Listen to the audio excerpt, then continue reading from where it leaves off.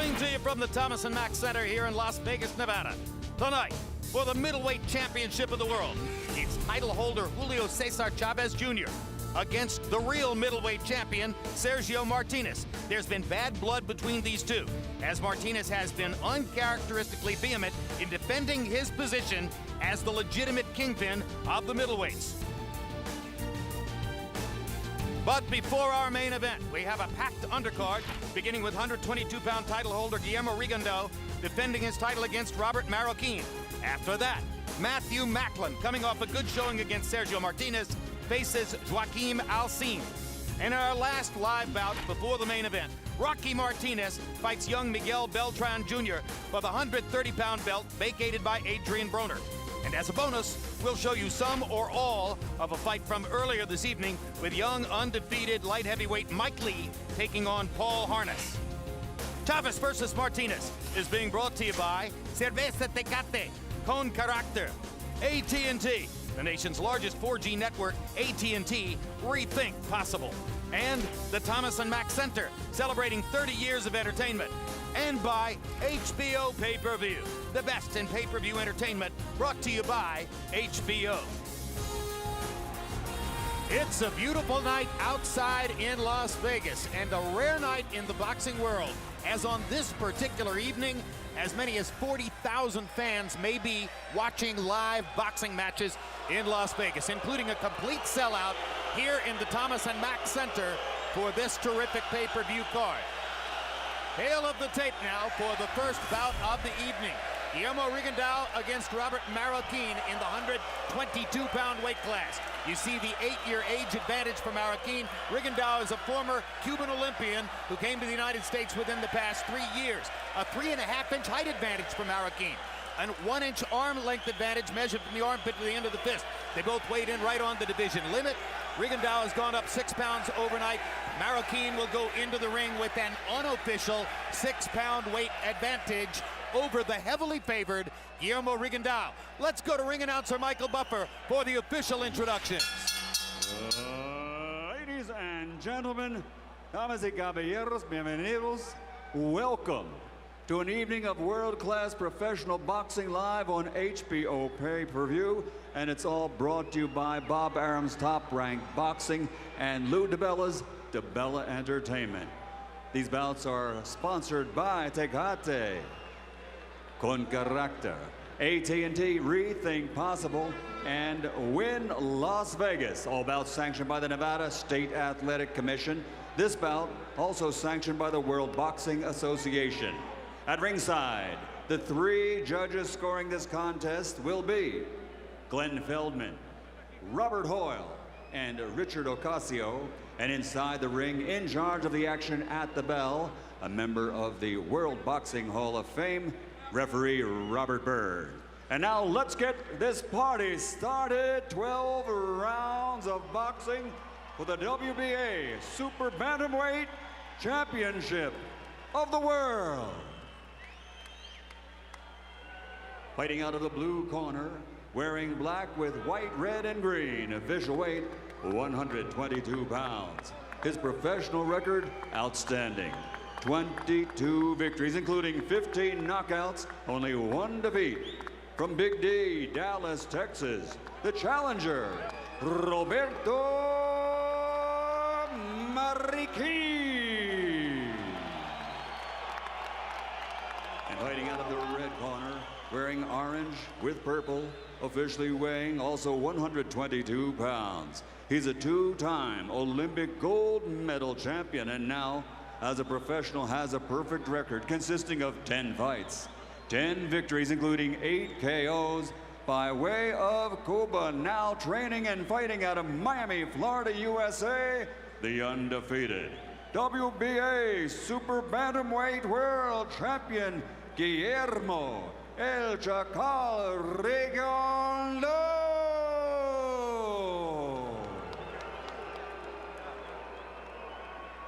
One. Okay, gentlemen, I gave you instructions in the dressing room. What I'll remind you of now is when I say stop, pare. I don't want no punching, no tire golpes, okay? Fuera limpio, give me a clean break. Protect yourself at all times. Obey my commands at all times. Gentlemen, let's do this. What an unusual and excellent, just terrific matchup to start out this pay-per-view card. Rigondeaux, one of the real special talents in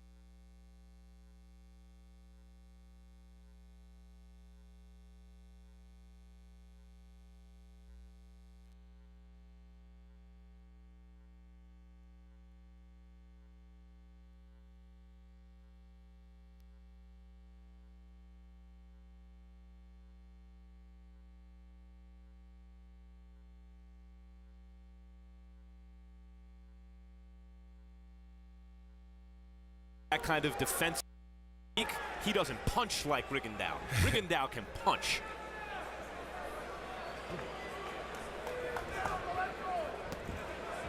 Rigondeaux's treating Marroquin with a lot of respect early on. Marroquin with that wide stance, looking for a way to penetrate. Yeah, the only thing you don't like about what Marroquin is doing is he's coming straight down the pipe. And Rigondeaux is laid back, waiting on him to come down the pipe. So anytime he comes, Rigondeaux is going to try to hit him with a counter. Rigondeaux is so interesting to watch that even when they're standing there posing in the middle of the ring, there's still some kind of, there's something to look at. Well, but he's a pure counterpuncher. And, you know, in a fight on the undercard at Cowboy Stadium in Dallas, when Manny Pacquiao fought there, he elicited tons of boos from the crowd because he was fighting against an opponent who simply wouldn't attack him. Rigondeaux is so disciplined. If the other guy isn't going to make noise, there's no noise. That's exactly right. That was the worst performance of Rigondeaux's pro career, and he won. And you got to look at nowadays with a guy like Rigondeaux, we never really hear often of a guy with 10 fights being the world champion. Of course, there's 300-something amateur fights and 2 Olympic gold medals. Of course. And there's also the question of Rigondeaux's chin. When you have a southpaw with a great defense and a puncher, don't get the chin tested too often, Roy. No, he doesn't get it tested too often. That may be why he has such immaculate defense. Because he doesn't want to take one on the chin. For those among you who note that it's unusual to be hearing from Roy Jones on a pay-per-view show like this, we want to point out that Emmanuel Stewart is still back home in Detroit under the weather, not feeling well, was advised by doctors not to travel this week. We wish him all the best.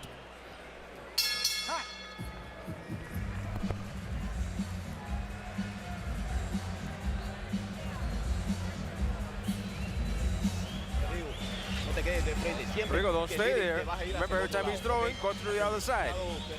So your right hand, okay?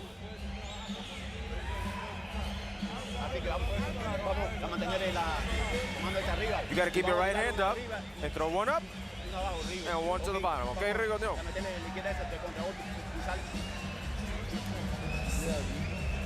Stop from one shot,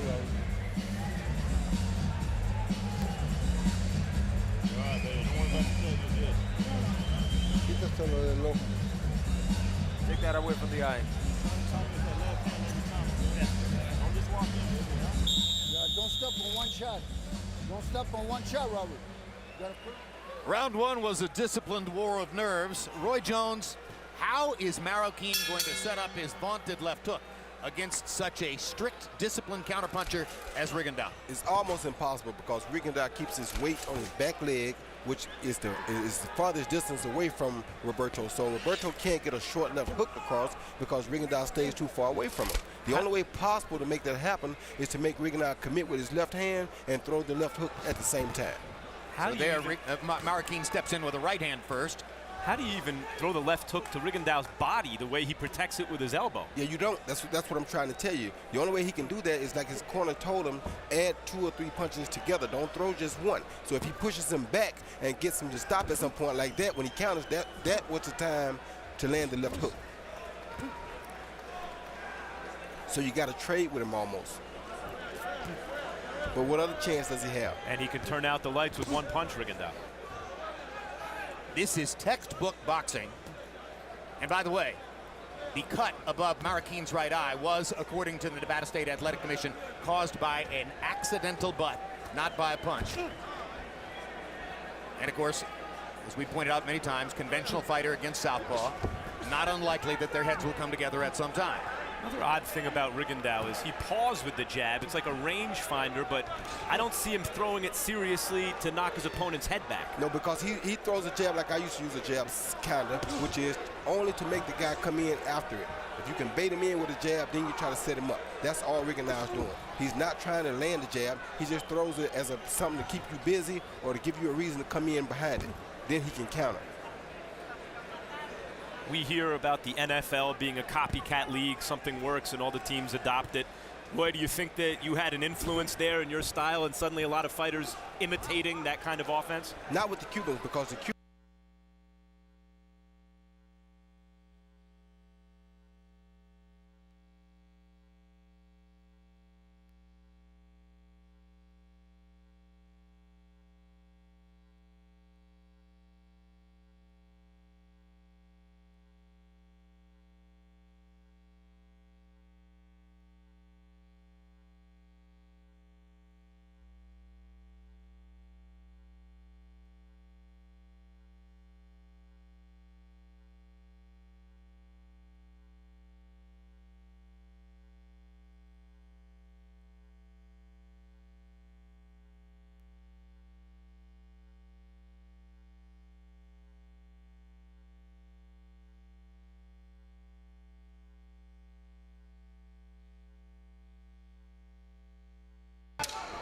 when he still had his fastball maybe in Cuba, throwing 98 miles an hour.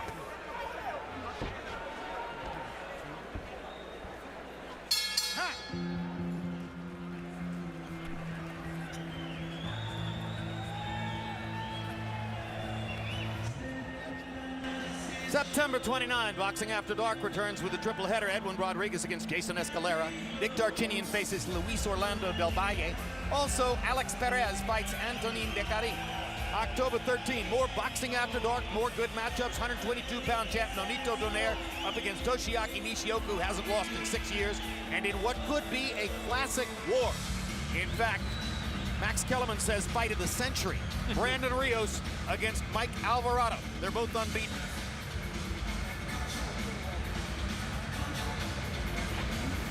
right here you see Rigondeaux roll his jab and follow with a straight left hand, hit Marroquin high on the eye, right on that cut as a matter of fact.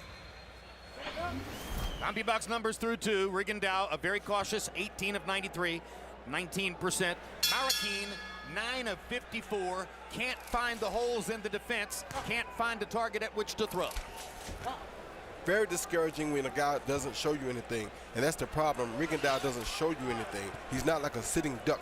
He sticks that jab out there to keep you from seeing anything, and the way he's holding his hands and his shoulder doesn't allow you to see a straight line to his chin. So it causes you to sit back and not punch as much as you should punch.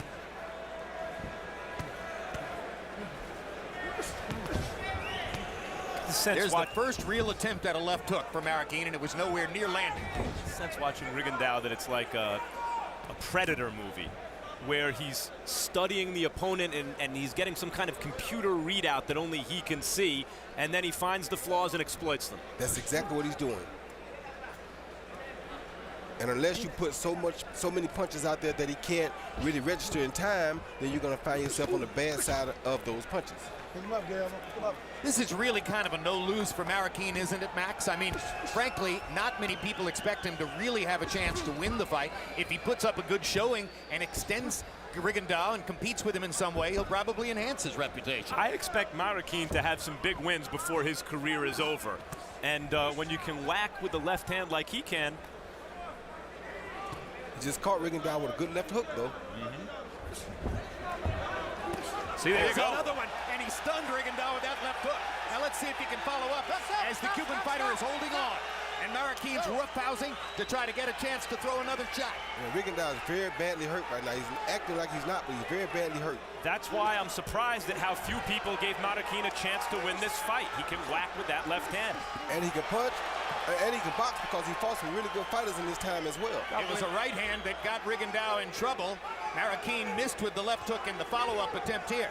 But Rigondeaux is still not fully out of the woods here, and Marroquin gets him again with a right hand. Got wins against Gary Russell Jr. and Adrian Broner in the amateurs. You're not sweating anybody. No, you shouldn't be. And Rigondeaux's right eye is closing now from that left hook, look like. So some good offensive thrusts here in the third round for Robert Marroquin.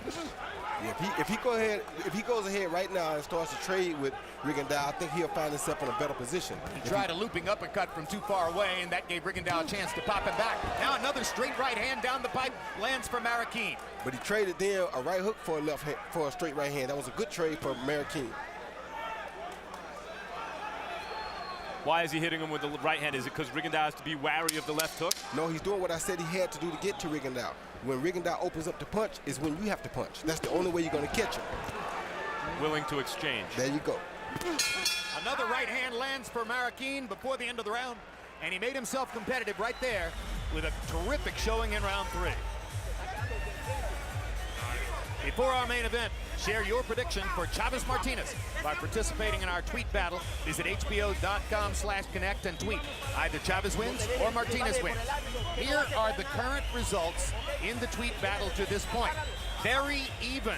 Even though at the time of the weigh-in yesterday, Martinez was getting more than 70% of the votes. Now, Julio Cesar Chavez Jr.'s fans and supporters have chimed in. We have something like, the national general election there. There you see Quinn followed that left hook followed that jab back with the left hook. Perfect counter shot. That hurt Rigondeaux pretty bad there. And it was after that that Marroquin landed a right hand. Oh, another headbutt too. Put Rigondeaux in more trouble. And copy box numbers on power shots in the third round. Rigondeaux 10 of 23, Marroquin 11 of 33. But the harder shots were landed by Marroquin. Harold, how do you have it through 3? Okay, Jim, 29 to 28, 2 rounds to 1, Guillermo Rigondeaux. Jim, I thought he pulled out the first 2 rounds, landing that nice, hard, straight right hand, standing in the middle of the ring with his legs spread wide apart, hardly any clinches. But in the third round, that left hook really staggered Guillermo Rigondeaux. I mean, Roberto Marroquin, I thought, really did some damage in the third round. He deserved to get that third round. 2 to 1, Rigondeaux.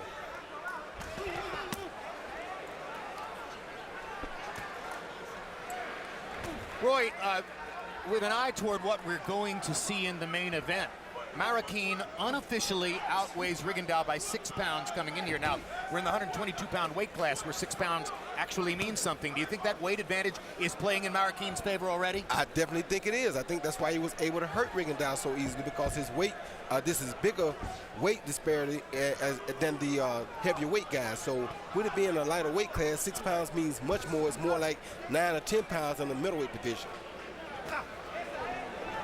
Straight left hand by Rigondeaux moves Marroquin back. Flurry of body shots as Marroquin came in to get close, trying to throw another left hook. It's not just that Marroquin has the bomb with the left hook, it's that he has a delivery system. He's a skillful fighter, and that's a combination, especially with young legs, fast hands. Dangerous. Very dangerous. Well, he did what he did in the third round, just to repeat what Roy said earlier, against a guy whom Freddie Roach called the best defensive fighter he's ever seen. That's exactly right. And that shows you his pedigree. You have to have a great amateur background to be a great professional, to me, in most cases. And we haven't seen him a lot, but we know here that he has to know how to fight because he has wins over some top-notch professional fighters. It's a style and a look, that of Marroquin, which will sell some tickets if he can win big fights. Right hand over the top, went to the top of Marroquin's head. Rigondeaux's head, I should say. Rigondeaux sneaked in a right-hand counterpunch underneath. There's another left hook that lands for Marroquin.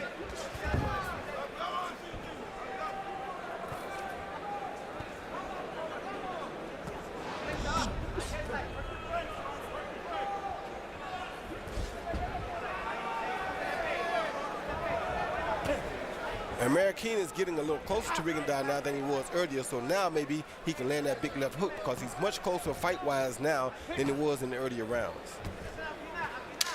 Marroquin was on the undercard of Pacquiao Margarito, as you mentioned, Jim, and that night had all the look of a star, and he's showing why we thought that not that long ago tonight. Waited to land a big shot in round 4, though, and was not able to do so, and Rigondeaux popped him enough to probably take the round. Be first, Robert. You'll be first. You're waiting on you. You got to make him fight, Robert. You're letting him counter too much on you. You got to throw more than one. You all right? Okay, come on.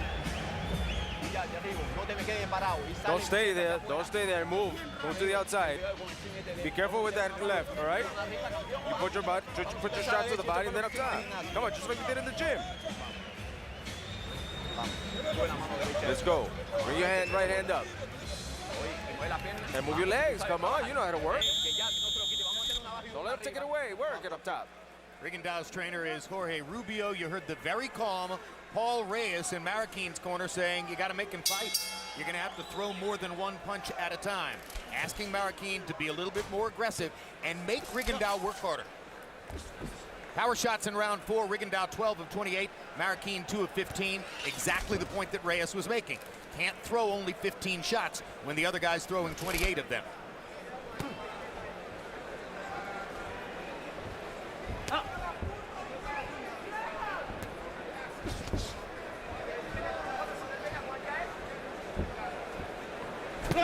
Down goes Marroquin on the perfect straight left hand by Rigondeaux. Marroquin leaned into that punch. First time he's ever been knocked down in his professional career.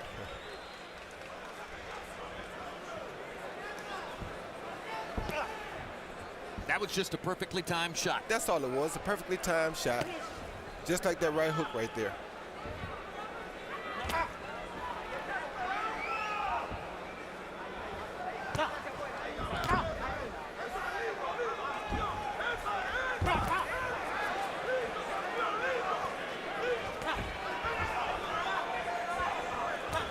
Now Rigondeaux's gotten comfortable, starting to show out a little bit, but Roberto needs to do something to steal the momentum back. What do you think he's seen in Marroquin that's making him this bold after the knockdown? Well, he realizes now that he can knock him down. He didn't know that earlier. Now he knows he can, so he thinks he's put a little fear in Marroquin. But he also knows that Marroquin can hurt him, and he's in punching range with his hands down at times. Well, but he has the timing like down pat now. Once you go past that second, third round, you usually can tell what a guy's going to do before he does it. If you're a good athletic person like he seems to be, like Rigondeaux seems to be. And when he drops his hands, Max, like that, he has interesting feints. Very subtle little movements, which are eye-catching and bound to be a little bit of a rhythm disturber for the opponent. That's a good point. He has unorthodox moves, and Marroquin's very good, but he's much more orthodox and therefore predictable. But what Marroquin needs to do is just like his corner told him, throw more punches so hopefully you can get an exchange. In the exchange, you have the better chances because you're 6 pounds heavier. Now we're starting to see the beginning of what we saw from Rigondeaux in his last fight, where he literally rehearses with the feints and then throws the punch in real speed, as though he wants to see what it looks like before he throws it. And he does that to make the guy keep his hands at home. If he's doing that, as you see, Marroquin ain't punching back when he do that. So anytime he can stick those feints out there and make Roberto keep his hands at home, then he doesn't have to worry about being hit. Sort of freezes the opponent with the feint and then goes ahead with the punch.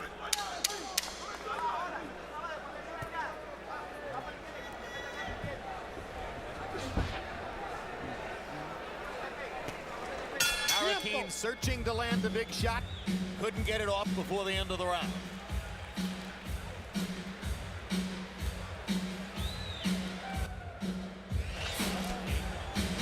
Put more pressure on this guy. Back it up. Come on. The guy can't fight when he's backing up, Robert. Bring it over here. Bring it over here, man. Right here.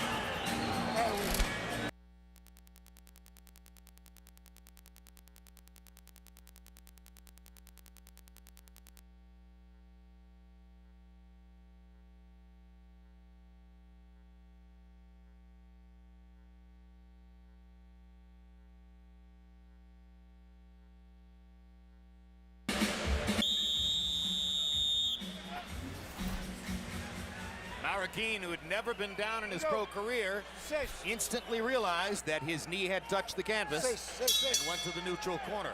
Through 5, average CompuBox numbers per round. Rigondeaux 13 of 50, Marroquin 5 out of only 31.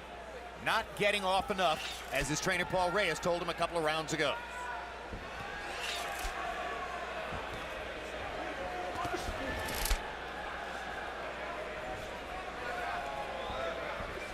Rigondeaux looked like Mike Tyson getting to the outside of that jab and countering like that.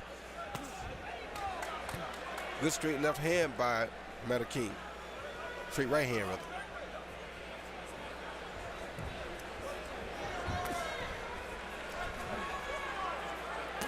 Marroquin has to find a way to put Rigondeaux on the defense. Make him use his hands for defense, then he can use them less for offense.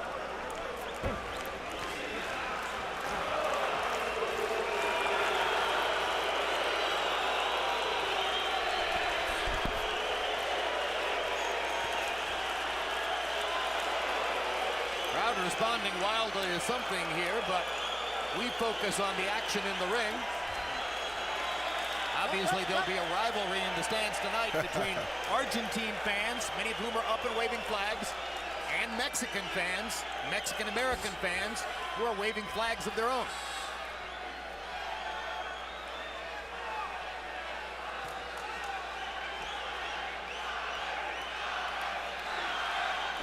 And the chanting begins. Chavez, Chavez, Chavez, and now the Argentines will try to drown that out as Marroquin and Rigondeaux go on about their business in the ring. Yeah, they don't have a clue of what's going on outside the ring. They're just fighting. And I guess they think they're getting a lot of cheers for how they look.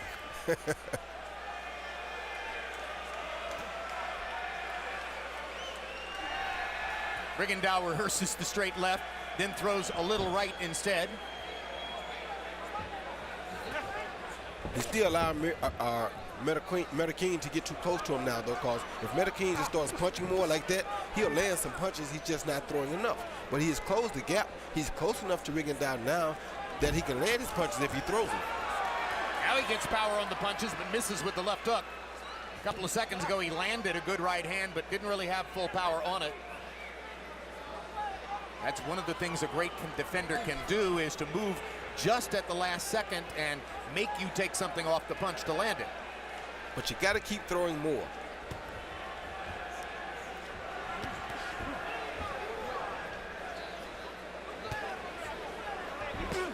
Good body shot by Rigondeaux.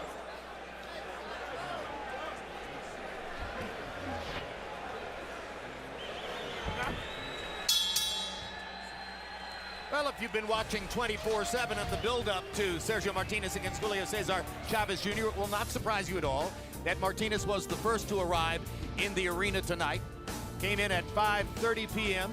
His trainer Pablo Sarmiento there at his left shoulder as they walked through the hallway to Sergio's dressing room.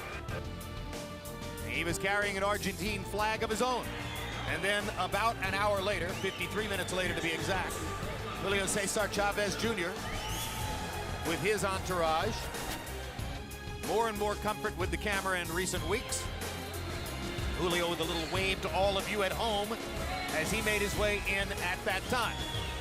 So both main event fighters are now in the arena and preparing for their big show. Middleweight championship showdown between a guy with a belt and a big following and another guy who has the legitimate championship but not as big a following. Round 7 of a scheduled 12 between Guillermo Rigondeaux in the orange and magenta trunks and Robert Marroquin in the black with green, red, and white. Harold, how do you have it through 6? Okay, Jim, 59-54, 5 rounds to 1, Guillermo Rigondeaux. He's picking up, he's getting a substantial lead on the cards, Jim. I mean, after 6 rounds, he's up 5 points. He deserves an extra point to round 5 for the knockdown. He took him off his feet. Yeah, that's a 10-8 round in favor of Rigondeaux. I got to tell you something. The great Cuban trainer, Orlando Cuellar, once described Guillermo Rigondeaux to me as the greatest 5-round fighter in the world, meaning that he fought over 300 times in the amateurs, all 5-round fights. So, I mean, Marroquin is taking him into the late rounds. He's got a good chance to come on and maybe take control of the fight.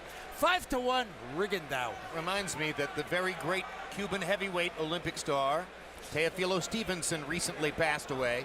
And one of the great unanswered questions of our lifetime, Roy, was what would Teofilo Stevenson have been as a professional had he had to fight 10, 12 rounds? Oh my goodness, what wouldn't we have liked to have known? He had craft, right? Yes, he did.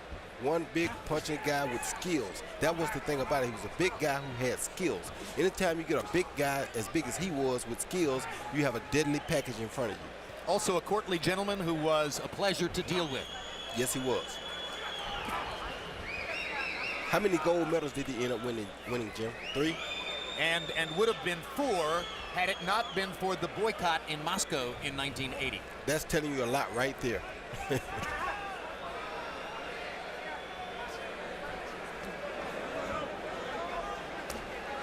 Well, check it. Let me take that back. He won the gold medal in Moscow in 1980 because the Cubans were there. Right. So, in fact, that was the third of his 3. Okay. 72, 76, and 80. Rigondeaux here is doing all the fighting now. It's not good for this kid, Roberto Marroquin, to let him just continue to come at him like that. If he doesn't throw punches, Rigondeaux is eventually going to catch him.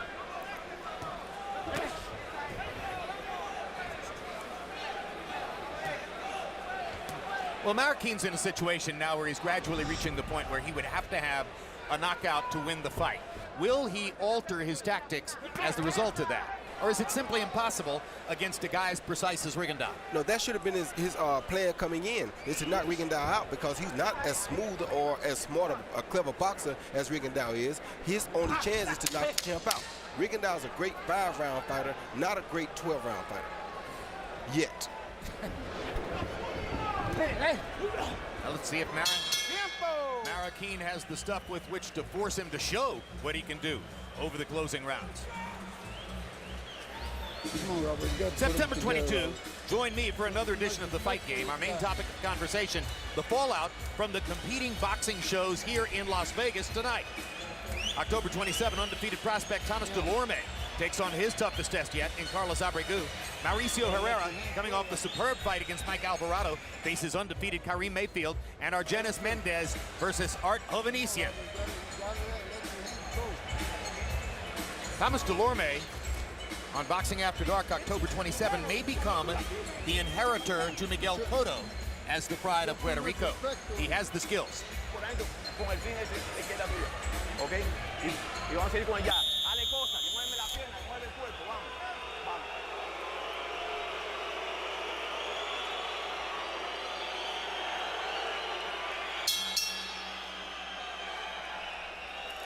Round 8 of a scheduled 12 between Guillermo Rigondeaux and Robert Marroquin of Dallas.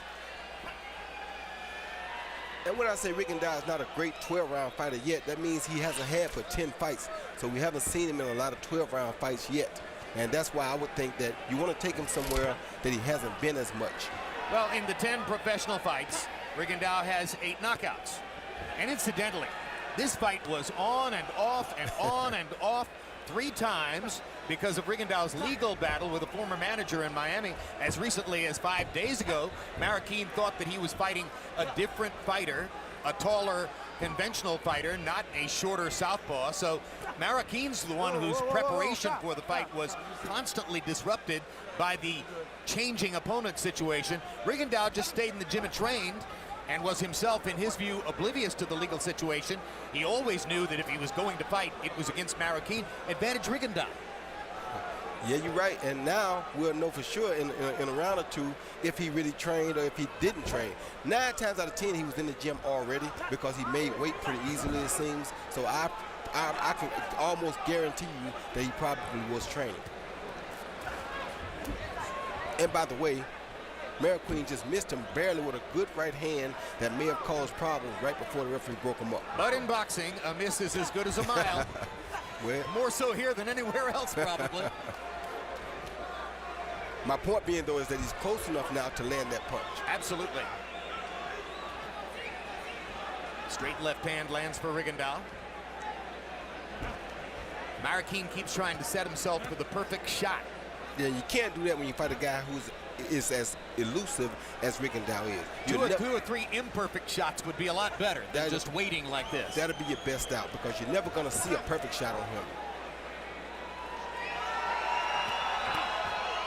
Good body shot by Rigondeaux. And this is where these feints come in. He rehearses one punch and then either throws the same punch or throws another one. Putting into your head, you know, well, all right, he rehearsed a little right hook. Is he going to throw it? Oh, nope, there's a straight left hand. See, he threw the right hook short, lightly first, then he threw it with thunder the second time. There goes the third time, too. I have never seen anybody feint exactly the way he does. Feint with his punches. Or he uses punches for a feint.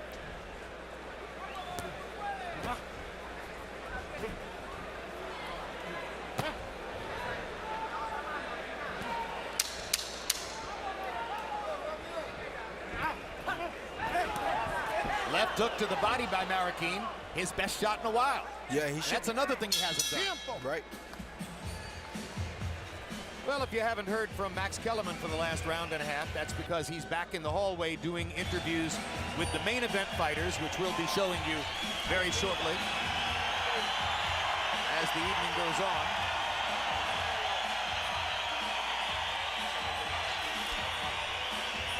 Manténme la mano esa de arriba.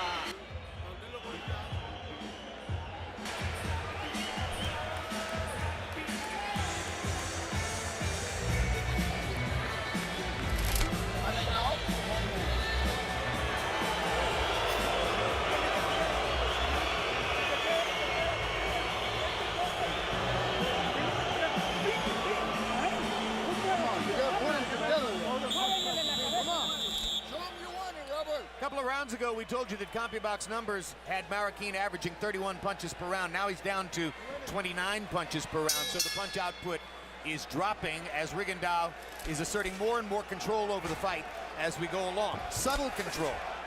It's not as if he's blowing Marroquin out, but that isn't the kind of fighter Rigondeaux is. No, he's not. And like you said, on the amateur level, it's very difficult to win or to deal with that new scoring system they have. Freddie told me yesterday also that Rigondeaux has 2 separate streaks of 200, I think 100 wins in a row. So he's consistent. Yes, very consistent. Even if fighting him amounts to death by 1,000 cuts, he's going to get the 1,000 cuts in.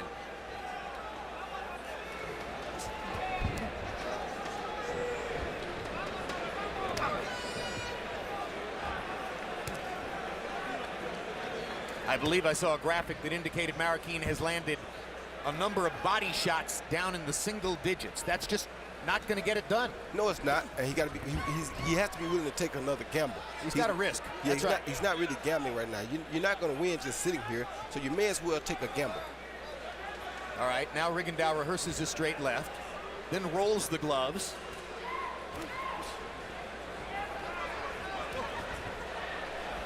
Rejoined now at ringside by Max Kellerman. Oh, there you go. Hard left hook by Marroquin, knocks Rigondeaux into the corner. Now's the time to unload, and Marroquin's trying to do it. And now if he just keeps this up, now the referee giving him a time now. That's referee Robert Bird, a really good one. Haven't called his name all night because he hasn't needed to be a big part of the action. He is a very good referee. I thought that was a little bit unfair because Marroquin had a competitive advantage at that moment. Yeah, but Marroquin caused that himself because he was hitting after the ref said stop, so Bird did his job. Right hand lands for Marroquin. Little straight right hand inside, found the jaw of Rigondeaux. So those are 2 good shots in this round for Marroquin. Needs to crowd him and unload. That's exactly right. He has to gamble. If he doesn't take risks, he can't win. If he takes risks, he sees that the 6 pounds obviously is having an effect on Rigondeaux, so use it. Put some gloves on his chin. And if you wonder what the 6 pounds is, they both weighed in at 122.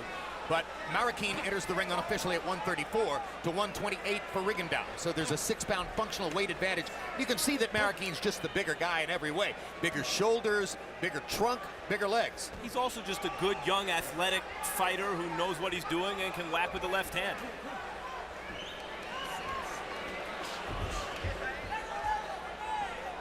In with a master, but he's given the master two very dramatic moments so far. Rigondeaux has spent the latter part of the round staying away, not landing, so Marroquin at the very least may have a chance to have won this round with the two good clean shots that he got in.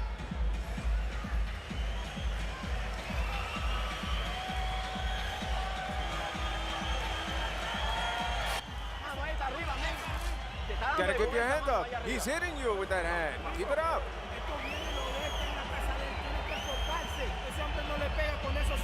This man can't hit you if you do your thing. What's wrong? Let's go.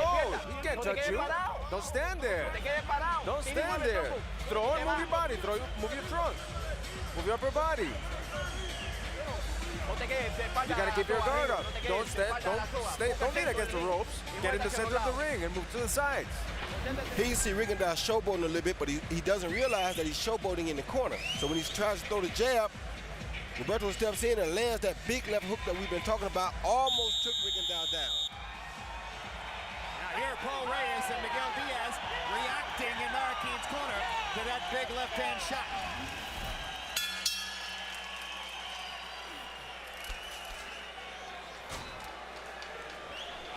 Round 10 of a scheduled 12. Harold, how do you have it through 9? Okay, Jim. 88-82, 7 rounds to 2.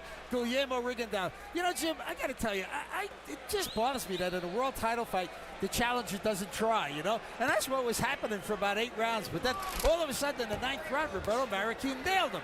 But the problem was, you know, you got to be a finisher. You know you're so far behind on the scorecards, jump on a guy.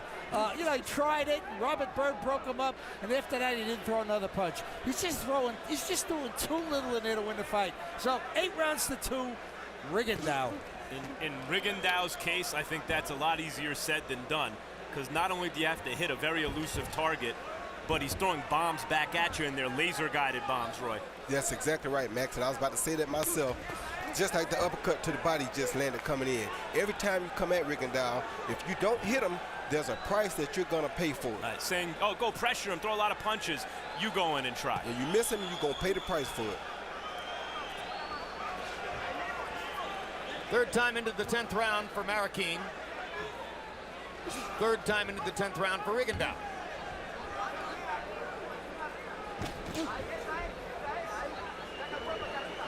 And if Rigondeaux can avoid that left hook for the rest of this fight, then the kind of fighters who should try are the elite in the division, the Donaire level fighters.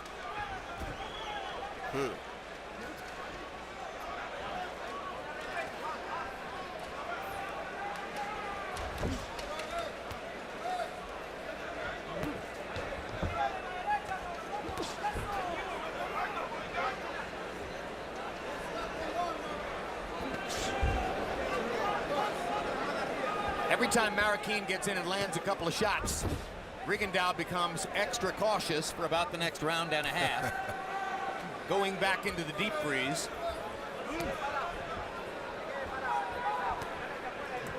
Bob, weave, low body shot. Bob, weave, little hook to the arm. What is a little there annoying he throws a 1-2. About Rigondeaux's style is when we've seen, for example, Pernell Whitaker, slick southpaw, you couldn't hit, great fighter. But because the jab was busy, he was constantly putting hands on his opponent. Rigondeaux can go long stretches where he's not putting his hands on the other guy because he's not throwing the jab. Good shot. There's a jab. Up shoot right hand, Rigondeaux does it again. Twice hit Marroquin with that same shot.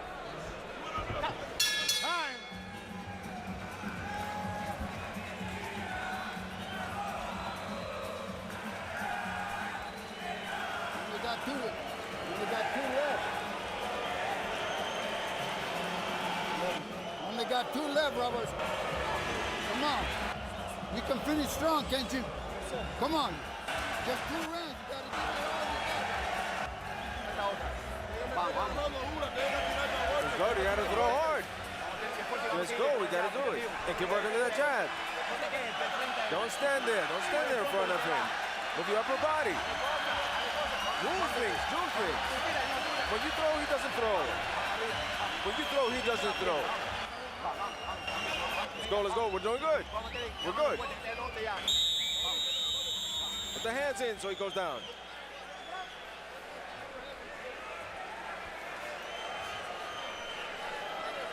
Moving now to round 11.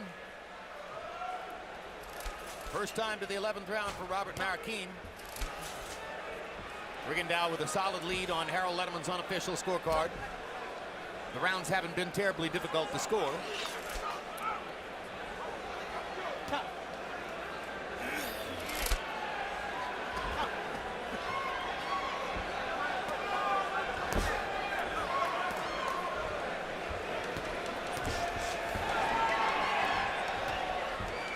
It's good straight left hand by Rigondeaux. Right on the face. Yep. It's very hard to mount a conventional attack against as good a conventional defender as Guillermo Rigondeaux. That's why Roy Jones and the rest of us have been more or less urging Marroquin to fight in a more aggressive style, brawl a little bit, dispense with all of this pretty boxing, which isn't going to get it done. But it's very difficult for a fighter to suddenly switch in midstream and do something he hasn't been trained to do in his whole career. Yeah, this is true, but he's getting hit anyway. If you're going to get hit anyway, why not hit the other guy back at the same time? Well, let me make an argument for Marroquin. He's had Rigondeaux do a real dance with his legs twice, almost knocked him down twice, and that left hook has yet to land on Rigondeaux's chin. That was higher up on the head that he did that damage with the hook. So when you know you can hurt the guy with one punch, maybe he doesn't feel he should throw caution to the wind until the last round. I'll be trying to get over it before the last round. Last round's only 3 minutes long, and he's getting popped right here as Rigondeaux is targeting straight right hands and straight left hands. Landing his jab, landing his straight left, drawing blood from the nose of Marroquin. Good right hand by Marroquin. That's the thing to do. Go ahead and let it rip. Your nose is already bloody. Can't get bloodier. Saw Randall Bailey with Mike Jones not long ago get outboxed the entire fight and waited to land one of those big shots and landed it, knocked him out. There's only one Randall Bailey. That is true, Jim. But this kid is capable of doing the same thing. He's just got to throw the punches. He's not throwing the punches.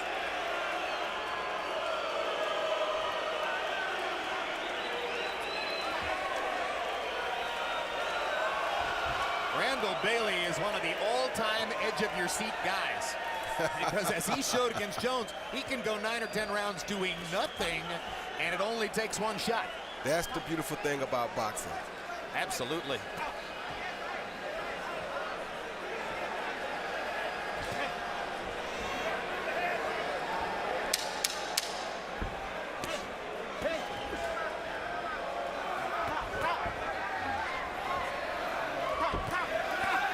Showcase round for Rigondeaux, who bloodied Marroquin's nose and landed a couple of good body shots to finish off the round.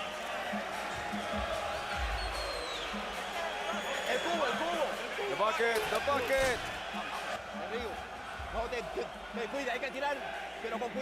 Be careful, you gotta throw, you gotta be careful. You gotta give your hands up and move your upper body. You gotta throw up top. The guy's finished.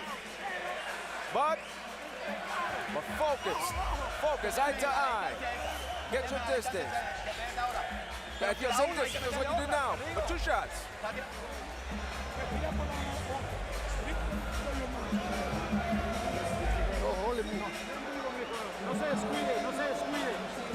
This is the last round, Robert. Cautious. You gotta let the right hand go, Robert. Come on, double it up. Nothing but doubles, Robert. Touch him up. Round 12. Robert Marroquin of Dallas in the black trunks.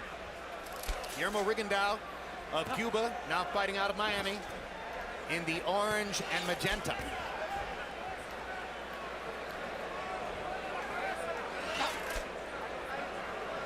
Magenta, a color we very rarely see in the boxing ring. I'm so happy to see it.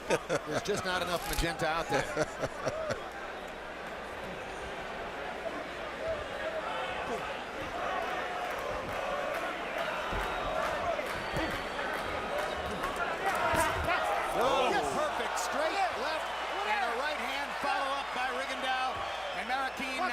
the second knockdown of his pro career. 7, 8, you okay? ¿Está bien?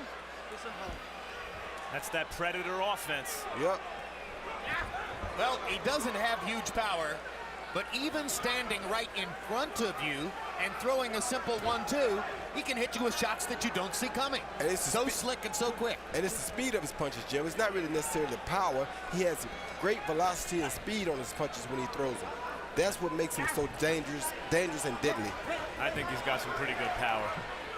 Well, it translates to power. That's but right. I agree with Roy. It's the speed. It's the fact that he's deceptive. He feints. You don't see it coming. I mean, I think there's a valid comparison to Sergio Martinez in the way that he translates his speed into power. That's exactly right.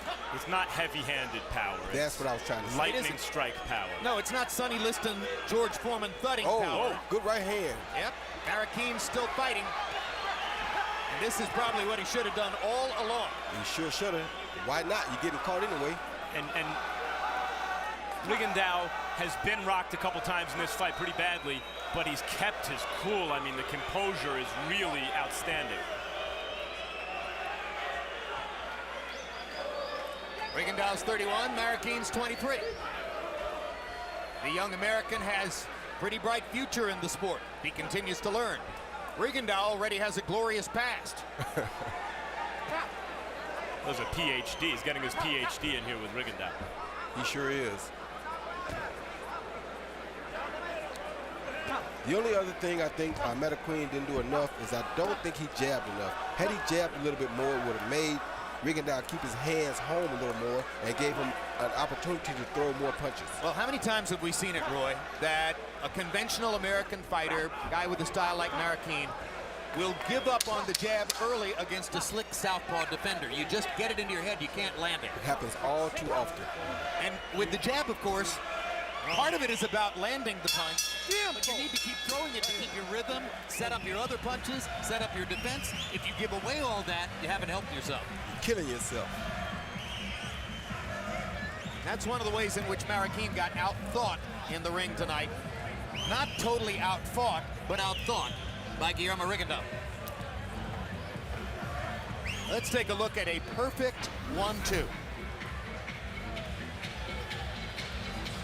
Yep. Opposite combination, not the 1-2, really a 2-1. That's exactly right. Through a left hand followed by a crossing right jab, which was a very powerful punch right there. Great crossing right jab. Similar hook, semi-hook jab. Right, semi-hook, like hooking off the jab, but just brilliant stuff by Rigondeaux.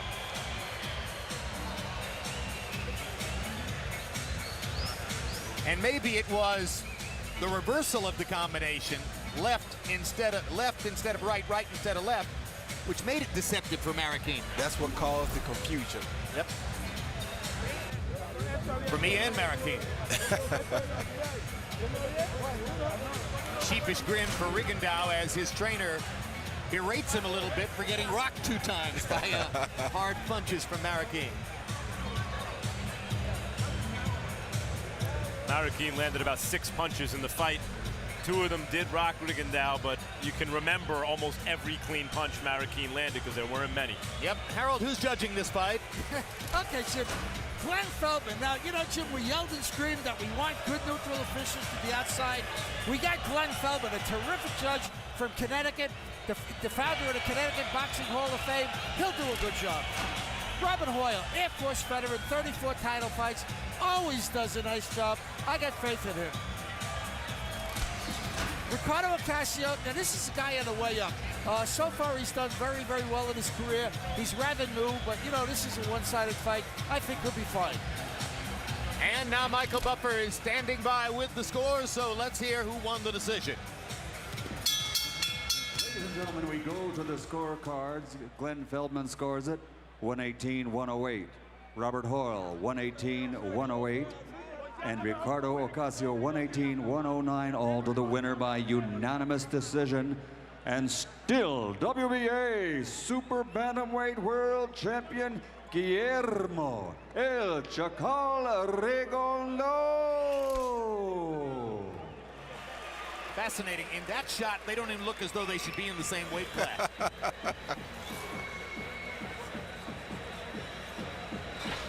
Rigondeaux remains unbeaten as a professional. Final CompuBox numbers, he swamped Marroquin, landing 122 more, throwing 295 more, and landing at a significantly higher connect percentage. Power punches, let's see if Rigondeaux landed more than half. Close, 43%, as he lands 73 more power punches, throws 60 more, and holds Marroquin to only 20% connect percentage on his big shots.